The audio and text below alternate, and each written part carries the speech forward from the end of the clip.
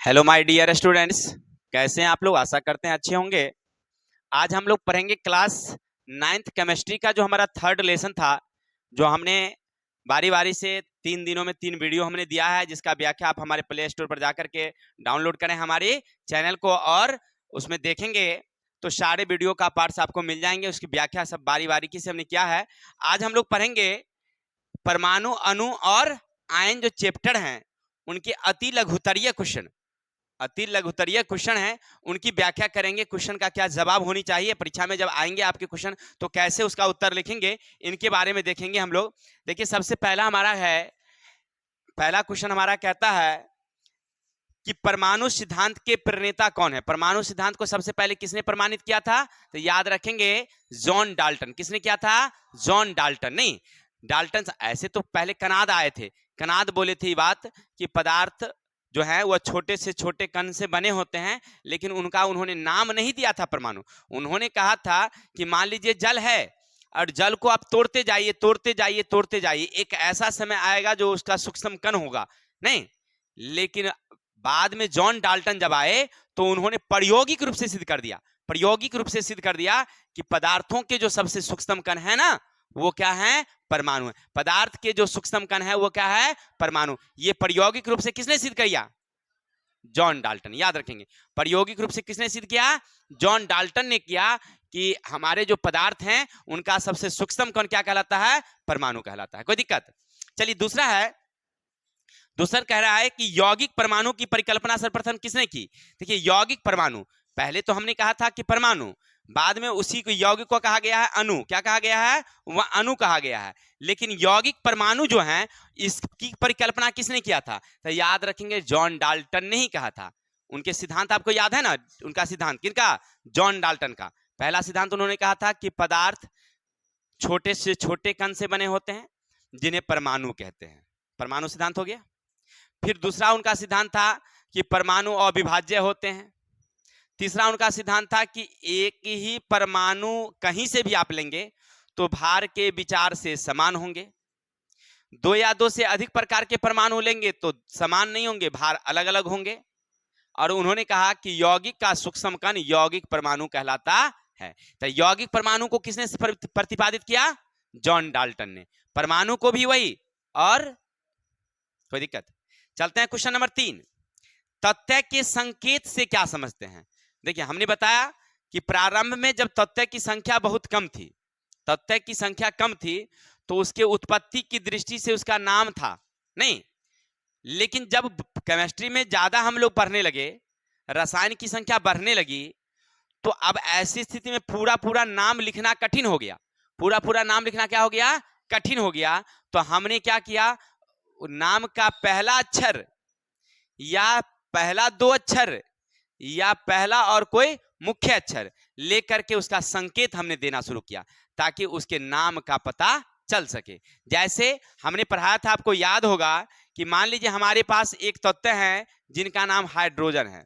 अब इतना हम नहीं लिखेंगे हाइड्रोजन, सीधा एच लिख देंगे, तो आप केमिस्ट्री के जो छात्र हैं वो समझ जाएंगे कि क्या लिखा हुआ है? हाइड्रोजन लिखी हुई है ना।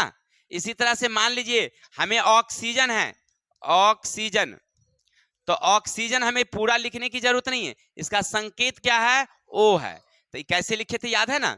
सबसे पहले हमने क्या किया, किसी तत्व का लैटिन भाषा में हमने नाम लिखा। अब देखिए, इसमें मत पढ़िएगा, यहाँ पर उतना नहीं मेंशन किया जाता है, हमने थोड़ा सा समझने के लिए लिख दिए हैं कि कोई भी तत्व का हम लोग क्या करते हैं, पहले लैटिन भाषा में लिखते हैं। किस में लिखते हैं? लैटिन भाषा में नाम। और लैटिन भाषा का जो पहला अक्षर है वो संकेत है। अगर दो तत्व का नाम एक ही अक्षर से शुरू हो जाए तब पहला और दूसरा अक्षर ले लेते हैं संकेत में। अगर कोई दो तत्व ऐसा हो जिसका दोनों अक्षर मिल रहा हो, पहला और दूसरा अक्षर भी सेम सेम हो जाए, तब क्या करेंगे? तो पहला और कोई दूसरा मुख्य अक्षर ले लेंगे संकेत के रूप में। क्लियर? तो इस तरह से हमने पाठ में समझाया था। अगर आप इसको नहीं समझ रहे हैं तो आप हमारे वीडियो पर जाइए, पीछे देखिए हमारा वीडियो बना हुआ, उसमें हमने बताया था IUPAC प्रणाली में कैसे नाम दिया जाता है, उसको अच्छी तरह समझ लेंगे। यानी आपको क्वेश्चन क्या कह रहा है? तत्व का संकेत। तत्व का संकेत यानी किसी भी तत्व के लैटिन भाषा का पहला अक्षर जो तत्व के एक परमाणु का बोध कराती है। एच अगर लिखा हुआ है ना भाई मेरे, तो क्या समझ लेना? हाइड्रोजन का एक परमाणु। He लिखा हुआ है हीलियम का एक परमाणु, O लिखा हुआ ऑक्सीजन का है, N लिखा हुआ है नाइट्रोजन का एक परमाणु। समझ रहे हैं ना? संकेत मतलब समझ गए कि उसके नाम का बोध कराता है और एक परमाणु का बोध। आगे चलेंगे, तत्व का ग्राम परमाणु द्रव्यमान क्या है। देखिए तत्व का ग्राम परमाणु द्रव्यमान, इसके बारे में हम लोग कल भी पढ़े थे, नहीं पढ़े थे? जब तत्व के परमाणु द्रव्यमान को ग्राम में व्यक्त किया जाता है, तत्व के परमाणु द्रव्यमान को किसमें, ग्राम में व्यक्त करते हैं, तो उसे कहते हैं ग्राम परमाणु द्रव्यमान। जब कोई तत्व है उसके जो द्रव्यमान है उसको किसमें व्यक्त करेंगे हम लोग, ग्राम में, तो वह क्या कहलाएगा, ग्राम परमाणु द्रव्यमान। जैसे ऑक्सीजन है, अब मान लीजिए ऑक्सीजन, इसका द्रव्यमान है 16 ग्राम, तो ये हो गया क्या, ग्राम परमाणु द्रव्यमान, है ना। इसी तरह से मान लीजिए नाइट्रोजन है, इसका द्रव्यमान है 14 ग्राम, तो ये हो गया क्या, ग्राम परमाणु। यानी किसी भी परमाणु के द्रव्यमान को अगर ग्राम में व्यक्त करेंगे तो क्या बोलेंगे हम लोग, ग्राम परमाणु द्रव्यमान।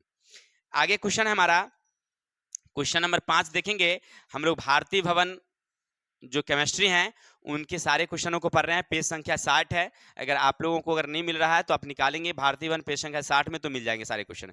चलेंगे, सोडियम और क्लोरीन की परमाणु द्रव्यमान क्रम से लिखी हुई है। देखिए सोडियम की परमाणु द्रव्यमान कितना है, 23। सोडियम की परमाणु द्रव्यमान कितनी, 23, और क्लोरीन की परमाणु द्रव्यमान कितनी, 35.5। अगर दोनों यानी कि NaCl, तो दोनों का द्रव्यमान कितना होगा, 58। क्योंकि देखिए Na भी एक बार ही है और क्लोरीन भी कितनी है, एक बारी है, नहीं बारी है। यानी कहने का अर्थ है कि एक परमाणु है। तो सोडियम का भी एक परमाणु 23, और क्लोरीन का भी एक परमाणु 35.5, और जोड़ देंगे तो कितना हो जाएगा, 58.5 ग्राम। कोई दिक्कत, किसी को समझने में दिक्कत? चलिए आगे चलते हैं। नंबर 6, Ca का परमाणु द्रव्यमान 40 है। Ca का मतलब होता है कैल्शियम, Ca का मतलब कैल्शियम का परमाणु द्रव्यमान 40, और एक यौगिक है CaCO3, कैल्शियम कार्बोनेट। ये क्या हमारा, कैल्शियम कार्बोनेट, इसके आणविक द्रव्यमान 100 है। आणविक द्रव्यमान कितना है, 100। तो कैल्शियम का प्रतिशत मात्रा कितनी है, तब प्रतिशत तो 40% होगी। क्या 100 में जितना वो है वो प्रतिशत है ना। अगर मान लीजिए ई कम होता, ज्यादा होता, तो हम ऐसे निकालते, 40 ऊपर लिखते, कुल को नीचे लिखते, और गुने कर देते 100, नहीं कर देते। लेकिन यहाँ तो 100 ही है, तो 100 कैंसिल, कितना बचा हमें, प्रतिशत निकालने का तरीका ये नहीं होता है जी, मैथ में पढ़े होंगे प्रतिशत निकालना, क्लियर। तो आप क्या समझ रहे थे कि कैल्शियम यानी Ca कितना है, 40%। कैल्शियम कार्बोनेट का आणविक द्रव्यमान कितना है, 100। तो पूछता है बताओ कैल्शियम कार्बोनेट में कैल्शियम की प्रतिशत मात्रा कितनी, तो 40%। आगे हैं, परमाणु क्या है, तो परमाणु का मतलब हुआ पदार्थ के सूक्ष्म कण, जो हमेशा क्या होती है, स्वतंत्र होती है। हमेशा क्या होती है, स्वतंत्र। पदार्थ के सूक्ष्म कण को क्या कहते हैं हम लोग, परमाणु। जो हमेशा क्या होती है, स्वतंत्र होती है, उसे कहते हैं हम लोग परमाणु कहते हैं। आगे हैं, परमाणु समझ गए ना, पदार्थ का हुआ सूक्ष्म कण जो हमेशा क्या होती है, स्वतंत्र होती है, उसको क्या कहते हैं हम लोग, परमाणु कहते हैं। आगे कैल्शियम नाइट्रेट का अणुसूत्र पूछता है, तो याद रखेंगे कैल्शियम नाइट्रेट का अणुसूत्र जब पूछेगा तो याद रखिएगा ये CaNO3। क्या होगा ये, CaNO3, कैल्शियम नाइट्रेट। देखिए कैल्शियम का हो गया Ca और नाइट्रेट का होता है NO3। कोई दिक्कत? तो कैल्शियम नाइट्रेट का अणुसूत्र कितना, नंबर आगे कह रहा है हमारा क्वेश्चन नंबर 9, तत्व की संयोजकता क्या है। अगर आपसे कोई पूछे कि ये भाई बताइए तत्व की संयोजकता, तो कल हमने बताया था संयोजकता का मतलब होता है कि रासायनिक अभिक्रिया में भाग लेने वाले पदार्थ, माने कोई ऐसे पदार्थ हैं जो रासायनिक अभिक्रिया में, तत्व की संयोजकता का अर्थ है वह कण जो रासायनिक अभिक्रिया में भाग लेता है, अर्थात परमाणु के साथ संयोग करने की जो प्रवृत्ति होती है वह उसकी संयोजकता कहलाती है। जैसे मान लीजिए हमारे पास किसी ए वस्तु के साथ अभिक्रिया करने की प्रवृत्ति है तो वह हमारी संयोजकता है। नहीं, बी के साथ अभिक्रिया करने की प्रवृत्ति है तो वह क्या हमारी, समझ रहे ना। यानी संयोजकता का मतलब किसी भी परमाणु में, किसी भी पदार्थ में वह गुण नहीं जो किसी के साथ अभिक्रिया करने की प्रवृत्ति रखती है उसको क्या बोलते हैं हम लोग, संयोजकता कहते हैं। नंबर 10, आयन क्या है। आयन का मतलब आवेश। किसी पदार्थ में किसी पदार्थ में आवेशित कण जो होते हैं उसको क्या कहते हैं हम लोग? आयन। कोई पूछे आयन क्या है, तो किसी परमाणु में आवेशित कण को आयन कहते हैं। कितने प्रकार के थे? धनायन। जब धन आवेश होता है तो धनायन, और ऋण आवेश होता है तो ऋणायन। कोई दिक्कत? अगर आपसे कोई पूछे कि आयन किसे कहते हैं, तो किसी पदार्थ में जो आवेशित कण होते हैं, किसी पदार्थ में जो आवेशित कण होते हैं उसे कहते हैं हम लोग आयन। और वह कितने प्रकार के? 2, ऋणायन और धनायन। नंबर 11, रासायनिक सूत्र लिखिए। Calcium chloride. कैल्शियम क्लोराइड याद रखेंगे, अगर आपसे पूछा जाए कैल्शियम क्लोराइड का अनुसूत्र तो CaCl2। कैल्शियम का होता है Ca और क्लोराइड का Cl2। इसी तरह से एल्यूमिनियम नाइट्रेट AlNO3। नाइट्रेट का अभी पीछे देखे थे ना, कैल्शियम नाइट्रेट था CaNO3, यहाँ एल्यूमिनियम नाइट्रेट AlNO3। हमने आप लोगों को बताया था कि जितने तत्व हैं उसका संकेत याद रखिएगा तो आपको यौगिक का अनुसूत्र लिखने में क्या होगी? सुविधा होगी। तो चलते हैं हम लोग 11 नंबर क्वेश्चन देख रहे थे, जो हमसे पूछ रहा है क्या पूछ रहा है? एल्यूमिनियम नाइट्रेट का सूत्र AlNO3। देखिए हमारा 12 नंबर क्वेश्चन कह रहा है, क्वेश्चन नंबर 11 ना 12, अमोनियम क्लोराइड में उपस्थित तत्वों का नाम। देखिए एक अमोनियम क्लोराइड है, क्या है हमारा? Ammonium chloride. अब इसका सूत्र क्या है, ध्यान रखिएगा। अमोनियम क्लोराइड का सूत्र होता है NH4Cl। अब देखिए N का मतलब क्या हुआ? नाइट्रोजन। H का मतलब क्लोरीन, नहीं Cl का मतलब क्लोरीन। तो कौन कौन है? तो नाइट्रोजन है, हाइड्रोजन है और क्लोरीन है। अगर आपसे कोई पूछे कि अमोनियम क्लोराइड में कौन कौन से तत्व है, तो 3, हाँ, नाइट्रोजन, हाइड्रोजन और, बहुत अच्छा, देखिए सबको याद है भाई। आगे है नंबर 13, ऑक्सीजन परमाणु की 1 मोल का द्रव्यमान। देखिए ऑक्सीजन परमाणु है तो उसकी इलेक्ट्रॉन की संख्या होती, प्रोटॉन की संख्या कितना? 8 है, और न्यूट्रॉन कितना? 8 है। तो 8 8 कितना? 16। याद रखेंगे ऑक्सीजन परमाणु के 1 मोल का द्रव्यमान कितना? 16 ग्राम। नंबर आगे चलते हैं, देखते हैं नंबर 14, मोल में परिवर्तित कीजिए। मोल में बदलना है, यहाँ द्रव्यमान दिया हुआ है, अब मोल में बदलना है। देखिए नाइट्रोजन 28 ग्राम नाइट्रोजन है, 28 ग्राम नाइट्रोजन है तो कितने मोल? तो देखिए एक परमाणु का मोल हो, एक परमाणु नाइट्रोजन हो उसका कितना मोल होगा? तो 7 दूनी 14, ठीक है। अगर 28 ग्राम नाइट्रोजन है तो उसमें कितने मोल होंगे? तो इसमें 14 से क्या कर दीजिए? भाग कर दीजिए। कितने मर्तबे? 2 मर्तबे हो गया, यानी कहने का अर्थ है 2 मोल। 28 ग्राम नाइट्रोजन में कितने मोल? कोई दिक्कत? आगे हैं 22 ग्राम कार्बन डाइऑक्साइड। अब देखिए कार्बन डाइऑक्साइड का निकालिएगा, CO2। कार्बन का द्रव्यमान होता है 12, और ऑक्सीजन का भी आपने कितना देखा? 16, क्योंकि 2 गो है तो 16 दूनी कितना हो गया? 32 और 12 जोड़ देंगे तो 44। कितना हुआ? कार्बन डाइऑक्साइड CO2 कि एक अणु को अगर द्रव्यमान देखेंगे तो 44 है। कितना? 44 ग्राम। अगर कोई 44 ग्राम की जगह पर आपको 22 ग्राम दे रहा है तो कितना दे रहा है? फुल दे रहा है कि आधा? आधा दे रहा है, नहीं, यानी वो मोल में अगर व्यक्त करेंगे तो कितना होगा? वो आधा। कार्बन डाइऑक्साइड हम लोग पढ़े थे ना, मोल कैसे निकालते हैं, कैसे उसका द्रव्यमान निकालते हैं। कार्बन का द्रव्यमान कितना? तो 12। तो कार्बन की संख्या यहाँ कितनी है? 1 है, तो 1 से गुना करेंगे तो 12 रहेगा। ऑक्सीजन का भी द्रव्यमान कितना देखा हमने? 16। संख्या कितनी है उसकी? 2, तो 16 दूनी 32, दोनों को जोड़ दिए तो कितना हुआ? यानी कार्बन डाइऑक्साइड के 1 मोल का द्रव्यमान होना चाहिए 44। अब यहाँ 22 ग्राम है तो कितना है? वो आधा मोल है, हाफ मोल है। आगे चलेंगे 15 नंबर, परमाणु द्रव्यमान व्यक्त करने के लिए आजकल किस तत्व का प्रयोग किया जाता है? तो कार्बन 12 के परमाणु के 12वें हिस्से, या 12वें हिस्सा किसको? कार्बन 12 के जो द्रव्यमान है उसके 12वें हिस्सा का प्रयोग किया जाता है। किसके लिए? किसी भी तत्व के आजकल परमाणु द्रव्यमान व्यक्त करने के लिए प्रयोग किया जाता है।